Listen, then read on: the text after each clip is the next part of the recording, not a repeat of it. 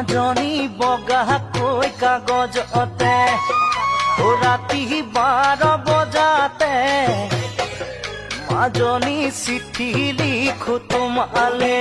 নীলা কৰে মাজনী বগাকৈ কাগজতে ৰাতি 12 বজাতে